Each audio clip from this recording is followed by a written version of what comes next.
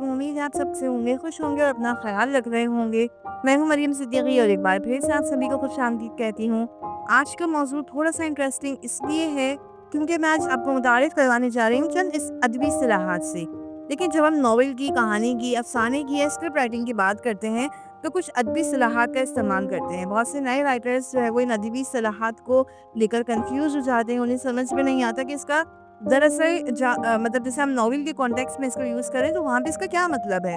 तो हम आज उन्हीं अदबी इस्तिलाहात पे बात करेंगे। इन अदबी इस्तिलाहात को मैंने अपने नॉवेल निगारी के कोर्स में भी बहुत तफ़सील से जो है वो अपने स्टूडेंट्स को बताया है, समझाया है, ताकि जब वो नॉवेल लिखें तो बुनियादी जो मालूमात है वो कम से कम उनके पास मुकम्मल हो। तभी वो आगे जाकर जो है वो उसका दुरुस्त इस्तेमाल कर सकेंगे। तो आइए आज कुछ अदबी इस्तिलाहात हैं जो मैं आपको बताती हूँ। सबसे पहले हमारे पास है प्लॉट यानी कहानी का ढाँचा। प्लॉट कहानी का बुनियादी ढांचा होता है जो बताता है कि कहानी में क्या हो, कहानी में क्या हुआ, कैसे हुआ और किस नतीजे पर पहुंची। जब हम कोई कहानी पढ़ते या सुनते हैं तो हम देखते हैं कि वो कहाँ से शुरू होती है, दरमियान में किन वाक़यात से गुजरती है और आखिर में किस अंजाम तक पहुंचती है। इन तमाम मराहिल का मजमुआ प्लॉट कहलाता है। इसे आप यूं समझे जैसे कहानी का रोड मैप हो जो हमें हर मोड़ और हर मोमेंट दिखाता है। प्लॉट का आगाज अमूमन तारुफ से होता है, फिर कोई मसला या चैलेंज सामने आता है, किरदार उससे निपटने की कोशिश करते हैं, कहानी अपने नुक्ता उरूज यानी क्लाइमेक्स पर पहुंचती है और फिर अंजाम पर खत्म हो जाती है। मिसाल के तौर पर फर्ज करें, एक कहानी है अली नाम के लड़के की जो एक छोटे से गांव में रहता है। अली को पढ़ने का बहुत शौक है, लेकिन उसके गांव में स्कूल नहीं होता। ये कहानी का मसला है।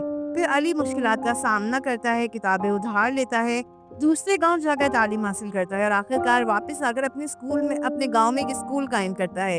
ये अली की जिद्दोजहद, कामयाबी और कहानी के अंजाम को जाहिर करता है। इस पूरी कहानी का खुलासा यानी अली की ख्वाहिश, रुकावट, जिद्दोजहद और कामयाबी प्लॉट कहलाता है।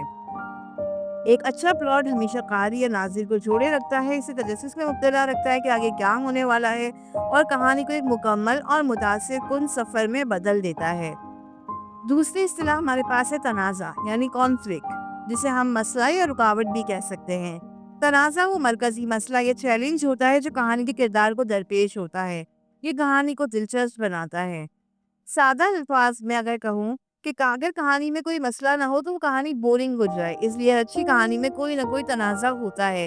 आप इसको कह सकते हैं कि एक कहानी का मेन कॉन्फ्लिक्ट, जिसे आप ये कहेंगे कि भाई कहानी में अगर लव स्टोरी है तो लव स्टोरी में जो एक मसला आएगा कि जो है वो जैसे अगर आप मिसाल के तौर पे कि दो खानदानों के जो है वो लड़का और लड़की एक दूसरे को पसंद करते हैं, लेकिन जो है वो लड़के के खानदान में जो है वो घर के बाहर शादी नहीं करते, तो लड़के के माँ बाप इस रिश्ते के लिए राजी नहीं होते। तो ये आपकी नॉवेल या आपकी कहानी का जो है वो मरकज़ी कॉन्फ्लिक्ट है, मरकज़ी तनाज़ा है, ठीक है? अब इसके बाद जो है वो अगर जैसे कुछ लोग राज़ी हो गए, कुछ लोग राज़ी नहीं हुए या लड़की के जो है वो भाई नहीं मान रहे या कोई नहीं मान रहे, तो वो आपके जो है वो छोटे-छोटे तनाज़े हो सकते हैं, छोटे-छोटे दीगर मसाइल हो सकते हैं, रुकावटें हो सकती हैं। एक आपका होगा मरकज़ी तनाज़ा जिसमें आप ये कह सकते हैं कि भई ये एक रीज़न है जिसकी वज़ह से कहानी में जो है वो मसला पैदा हो रहा है। तो वो जो मसला या रुकावट होती है आपके किरदारों को दरपेश होती है, वो कहलाता है आपका तनाज़ा। अब तनाज़ा जो है वो मुख्तलिफ़ अक़साम का हो सकता है, जैसे मिसाल के तौर पर इंसान बमुकाबला इंसान, यानी अपने 2 किरदारों के दरमियान जो तनाज़ा हो सकता है, जैसे 2 किरदारों के दरमियान दुश्मनी,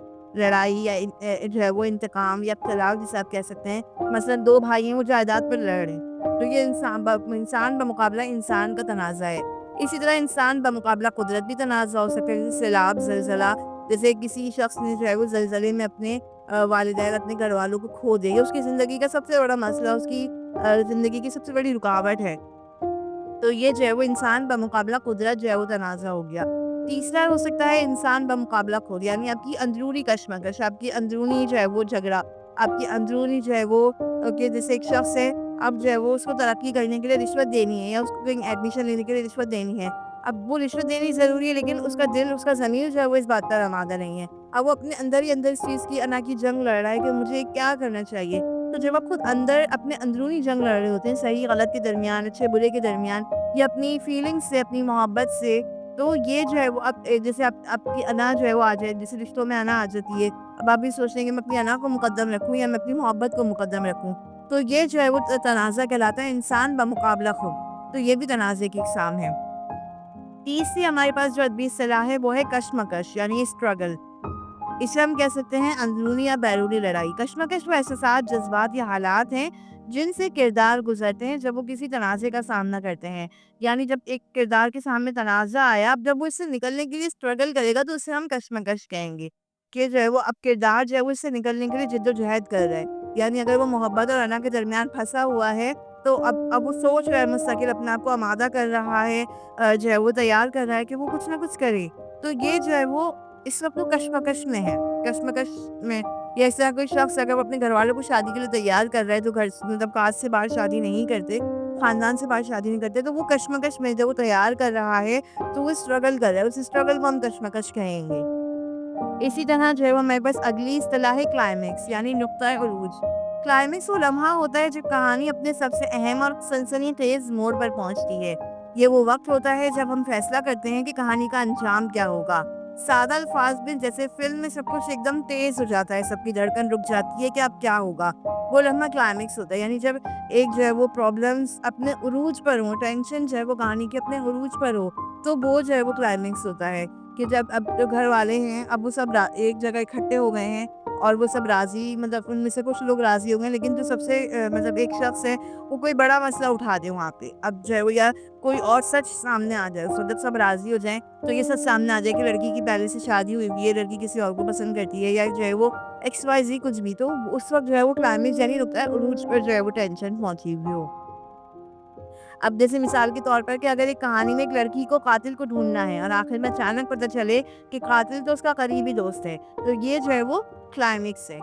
کلائمیکس کے بعد کیا ہوتا ہے؟ اس کے بعد کہانی میں آتی ہے، کہانی جو ہے وہ اپنے اختتام کی جانب جو ہے وہ بڑھ جاتی ہے. کہانی میں جو ہے وہ ریزولوشن آتا ہے، انجام آتا ہے، ہم کہانی کو کنکلوڈ کر دیتے ہیں، کنکلوژن لکھا جاتا ہے کہانی کا انجام. تو یاد رکھیے ایک اچھی کہانی وہی ہوتی ہے جس میں مضبوط پلاٹ ہو، حقیقی تنازع ہو، جذباتی کشمکش ہو اور زبردست کلائمیکس ہو. تو امید ہے آپ کو جو ہے وہ ان اصطلاحات کا مطلب سمجھ میں آیا ہوگا. اگر آپ ایسی ہی ویڈیوز چاہتے ہیں جن میں دیگر ادبی اصطلاحات کے حوالے سے بات کروں تو مجھے کامنٹ سیکشن میں ضرور بتائیں. انشاءاللہ اگلی ویڈیو میں آپ لوگوں کے لیے ضرور لے کر آؤں گی.